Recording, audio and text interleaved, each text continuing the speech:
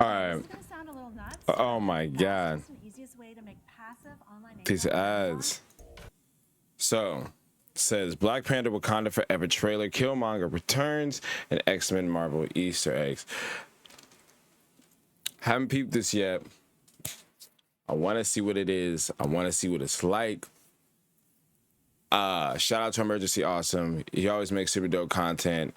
So I figured I'd check out his post, his cover of it, and kind of react and review from there. And see what I think, man. I'm excited for all of this new dope Marvel stuff coming out and to see where it expands. I'm caught up on pretty much everything. So yeah, I'm excited. I'm excited to see how it goes. All right, let's peep it. There is a new held power.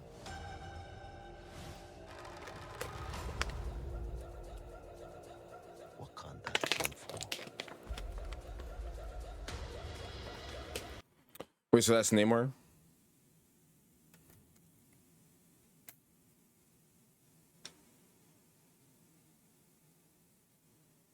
Okay, you got the Dora Milaje. Was that against Atlanteans right there? Wakanda will fall. Yo, but why did that look like those were Avatar blue people for a second, bro? I'm like, what's happening? Wakanda will fall. They think we're vulnerable. They're welcome to find out. Hey, Audiences have embraced Wakanda and Black Panther. And Yeah. Chadwick, he knew exactly what this story, what these images meant to the world. We all Facts. suffered an incredible loss when we lost Chadwick. Chad was very much our artistic partner. I would spend time with him, just he and I, talking about like, where we would want to see the story go, how much he admired the other characters and the actors that portrayed them. In the telling of this story, we were all Man. able to honor him together. It was really moving to come back to Wakanda and for us to be able to do it with a sense of celebration. There's so much that's happening in this movie. It's amazing. So many new characters to explore. Just seeing the world of Wakanda again, and then now we're going to this whole new world underwater. My enemies call me Namor.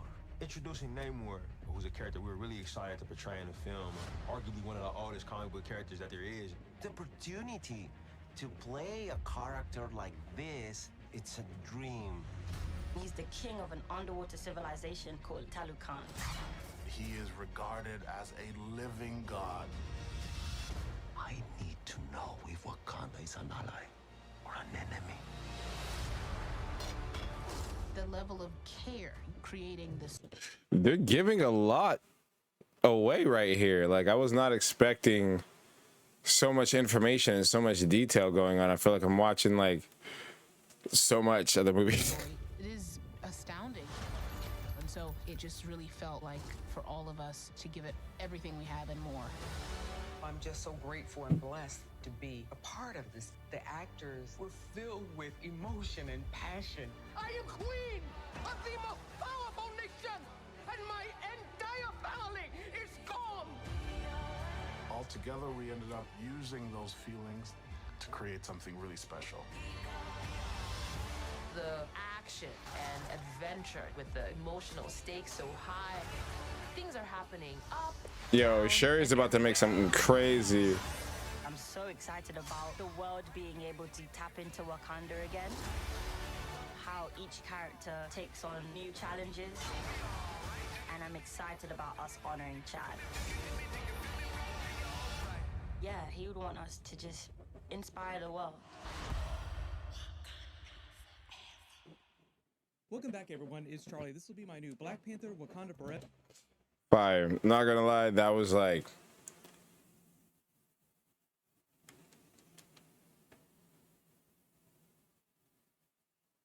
not only was it a really good trailer, it showed off various aspects of what the movie's going to be about, but I'm sure that knowing Marvel and knowing how big this production is going to be, it's probably going to show way more than that. And with Namor being one of the first mutants, or the first mutant in the comics, I know that they're going to use this moment to probably really set up a lot of world building for things moving forward in the next few phases. I'm excited to see how it goes, because I know Namor probably isn't going to stay like a villain the whole time. There's no way. He's like a part of the Avengers at one point, so yeah, there's no way. So we'll see how everything goes. But Black Panther and Namor are known to have a rivalry for sure too. So I wonder how they're going to move forward and explain everything. But either way, I'm excited. There was a good tribute to Chadwick Boseman as well, and I know this whole movie is going to be like a great tribute to him as well too. I'm excited to see how they show love to not only his character but the world of Black Panther and Wakanda as well too. Now knowing that they have to move so far forward, and the story of how I'm sure what they were normally planning had he still been around. I'm curious to see the creative direction that they've taken with everything, and where it goes, because knowing them, they have some way to pull it off, I'm sure, and everybody seems really excited about it, so I'm sure the story's dope. Forever trailer video. There's a whole bunch of new footage. They talk a lot about the movie, so we'll break it down. If you're brand new to the channel, be sure to subscribe to get all the videos. Of course, I'll be doing a bunch of videos for the movies we get a little bit closer. As of me posting this video, we don't have long to wait. In talking about the Killmonger of it all, yes, they are bringing Killmonger back. Might not be quite the way people expect it to be, but if you theorize that he might show up through the ancestral plane as Force Ghost Killmonger, they are actually doing a version of that. I believe all these scenes where everything is on fire in the throne room here and there's water all around, like it's after this big attack, I believe these scenes are taking place inside the ancestral plane. And I think the idea is that instead of getting guidance from T'Challa, like she's looking for T'Challa in the ancestral plane, but instead she winds up finding Killmonger, and he gives her the advice that she needs in becoming the next Black Panther. So he winds up influencing her take on the Black Panther character, which I think is one of the reasons why her Black Panther suit looks so much like Killmonger's suit with all the gold highlights on it.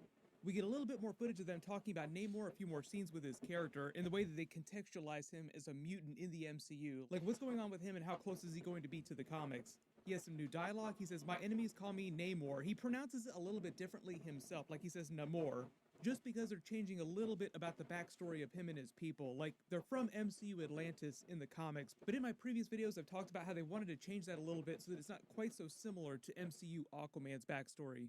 Like in the comics, Aquaman's father is human, his mother is Atlantean. It's kind of the same deal for Namor. His father is a human, his mother is an Atlantean. Even though Namor did come before Aquaman in the comics, and I love the way they reference that in this featurette too. They basically say he's one of the first comic book characters ever. In the comics, they refer to Namor as the first mutant, because in the real-life history of comic books just in general, in like real-life chronology, he is the first mutant character that ever debuted in the comics. Now in the context of the movie, in the MCU timeline, he might not be the very first mutant to have ever been born on planet Earth. It'll be interesting to see the way they develop that, just because there's so many other mutant-based characters they're introducing through Marvel Phase 5 and Marvel Phase 6 as we head up to the new X-Men movie. Some of them will be like Namor and Miss Marvel, who were born on MCU planet Earth, like 616 Earth, and some will be like... I'm mad excited for that, yo. We kind of knew it was coming, kind of saw it coming, predicted it a little bit, but didn't really think it would happen. But I'm really excited to see Hugh Jackman showing up in Deadpool 3, man. All of us Marvel fans are Deadpool and Hugh Jackman's Wolverine, and they'll come from the multiverse. I know there's a whole bunch of questions about Deadpool 3, like where does it fit into the MCU, because they're technically from the Fox Marvel universe, but there's all this multiverse stuff going on during Marvel Phase 4. They said that that movie is going to be an MCU movie, like it will be connected to the MCU, but because Deadpool is so meta, like so fourth wall breaking, and he calls out so many big tropes, I expect him to make a bunch of jokes about the timelines again, like he did in the first Deadpool movie. Like, which timeline are we in? This is so confusing. Which cinematic universe are we in? This is ridiculous. Okay, this looks fun in a last days of Fox fire sale kind of way. Not sure if it was worth diverting Canadian Cumberbatch's little mind away from my next movie, or any tips on getting into the MCU there, Korg? Just expect him to make a bunch of jokes about that because he's already referenced coming into the MCU in that Deadpool and Korg video. So what'll probably happen is they'll just call that out. He'll either already be in the MCU at the beginning of the movie with Hugh Jackman's Wolverine, or they'll be in the Fox Marvel universe and something will happen. And then during the course of the movie, they'll come to the MCU universe. That's the beauty of Deadpool movies, is they can be ridiculous as long as they call it out during the movie. Like, as long as he makes fun of it, it's all cool. We saw a little bit of that during the She-Hulk finale, but I don't expect Deadpool to get quite that meta. She-Hulk finale was ridiculous. Like, she broke the fourth wall and was talking to a real-life Kevin Feige figure. Like, she broke into real life. So her epic fourth wall break turned into almost a fifth wall break, and I don't think that Deadpool will take it quite that far. But talking more about Namor in the MCU, they are changing Atlantis to Talocan. They pronounce it a little bit differently between some of the characters in Black Panther, so we'll see. It's based a little bit more on Aztec and Mayan mythology. I think the idea is that when you talk about like the big history of the MCU, we saw a little bit of that during the Eternals movie.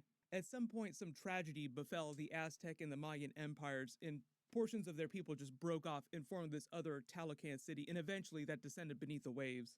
But if it wasn't clear, the whole idea is that they're meant to be an advanced city that's been hidden from the world, just like Wakanda. So for the most part, they're like an underwater version of Wakanda.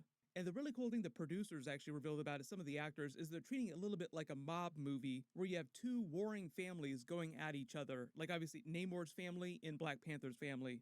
It confirms some of my theories about the dynamics of what's happening inside Wakanda in the wake of T'Challa's death. The beginning of the main plot picks up about a year after T'Challa's death. They don't explain exactly how he died, but I believe it's meant to be from some prolonged illness.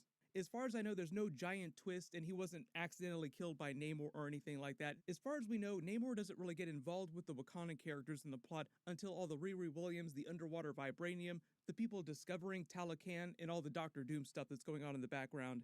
In all the scenes of Ramonda inside the United Nations, I think has something to do with the rest of the world coming for their vibranium. Like, why haven't you revealed yourself before this? You have all this advanced technology, you could help the world. That is one of the big major things too, is that like Wakanda's been there this whole time, and like has not revealed this. I mean, I guess you can't blame them. Like, they've seen what everybody was doing. They're being fucking ridiculous. They didn't want to like reveal themselves. You know what I mean? Yeah, fuck that. Why aren't you sharing everything with us? So it's a lot of that real energy of the world just being very greedy for her vibranium. And the rumor right now is that Doctor Doom is going to be behind this big vibranium plot. Like, he's the one that kind of sets the conflict off. And he's really the one pulling the strings. Just like all the other people in the world that want their hands on vibranium, he wants it too for himself.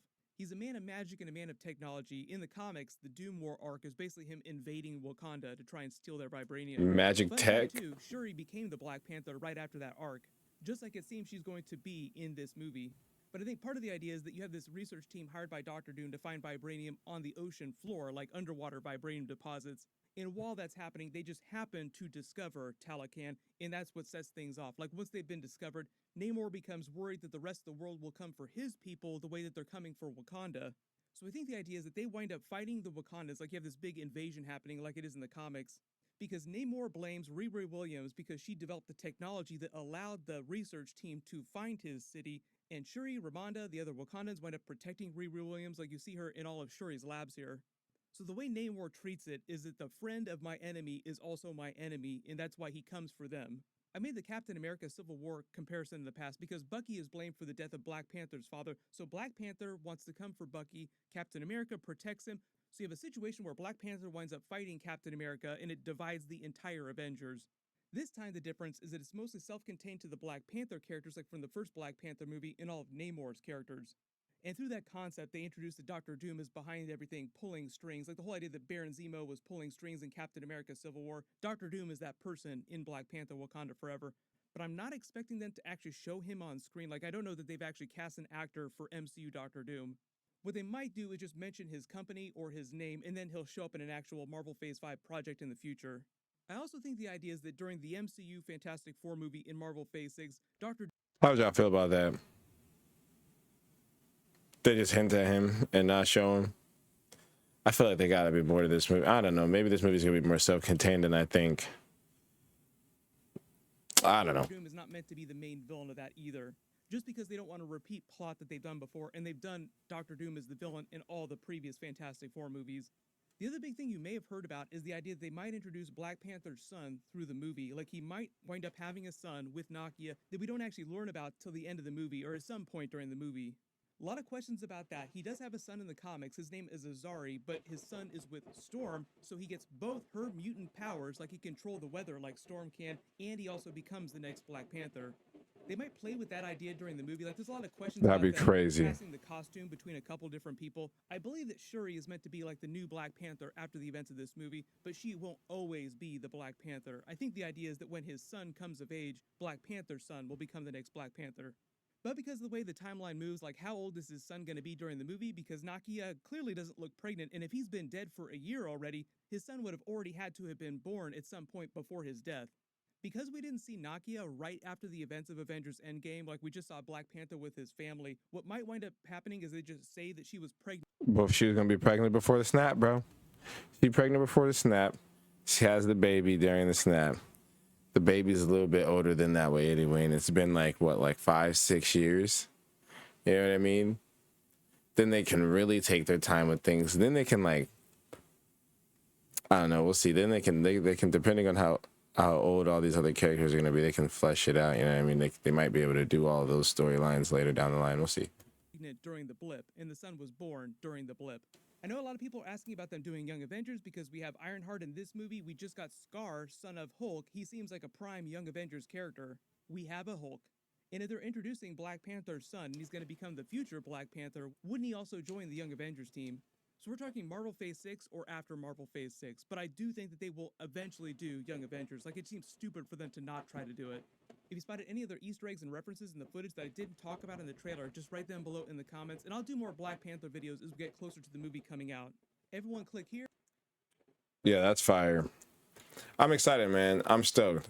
I'm excited to see how they implement this Namor origin story into the transitioning of this Black Panther story. I feel like those are two very incredible things and feats to like pull off at the same time, and keep people enthralled and engaged, which is why you're going to have to intertwine those stories so well in order to create that next world building thing, which makes sense why maybe they might not show Doom on camera at the same time. That way they don't try to overwhelm an audience while introducing two gigantic aspects all at once, like the transitioning of the mantle of the Black Panther and the introduction of essentially Atlantis, what would be in the MCU. And that, I mean, I guess that makes a lot of sense. So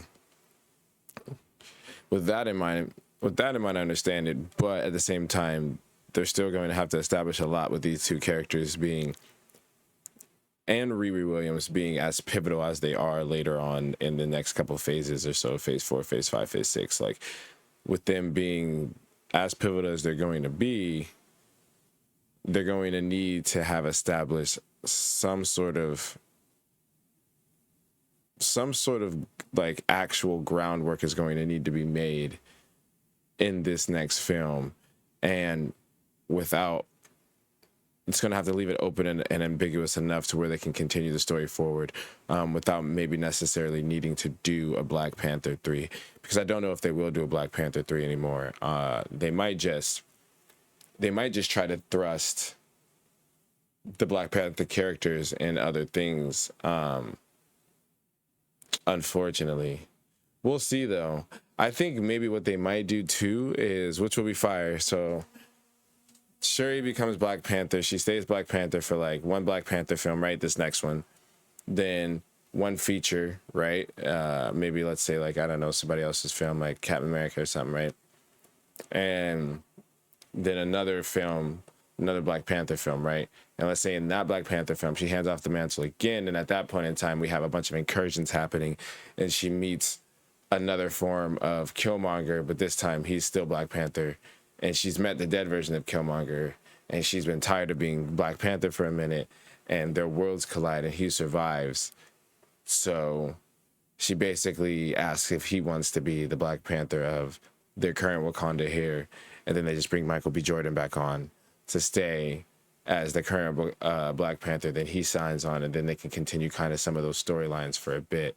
And then you can have Chadwick Boseman having a son who can become the Black Panther in a bit, maybe after Michael B. Jordan. And then you can also have him having the son with Storm, who then also can become the Black Panther after that. And you can literally have, you know, from Chadwick to Shuri, you know, going down, and then over to Killmonger, then to Chadwick and or rather the original, you know, Black Panther's son, and then down to Killmonger's son, which would be pretty cool because they can do that for a while, and then you basically have like the next Black Panther for the next like 30 years, which is crazy, but also makes a lot of sense. That would be super dope if they did that, man, especially because then you can kind of, it gives us a reason to do all the storylines. You're just fast forwarding or flipping some of the storylines when Shuri actually took over the mantle of Black Panther anyway in the comics. You know what I mean? So then she can just do that now. And then it's almost like we just put a pause on some of the Black Panther T'Challa's stories. And then instead, you know, we're going to give them later to Killmonger, and then also split them off with, you know, the offspring. I feel like that'd be dope. I feel like that would be a good way to like, to really like pay homage to everything. Letitia, right? Oh man. Yeah, I'm stoked. And I wonder what M'Baku's going to do too. I'm excited. They'll probably still have M'Baku rule Wakanda like they were talking about. I think that'd be pretty cool if M'Baku rules Wakanda, Shuri becomes Black Panther, and they just continue things from there. But yeah, I don't know. Let me know what y'all think, man. I'm excited. One nerd to another, man. I'm stoked for what they have coming out. But anyway, I'll catch y'all later, man. Fade out.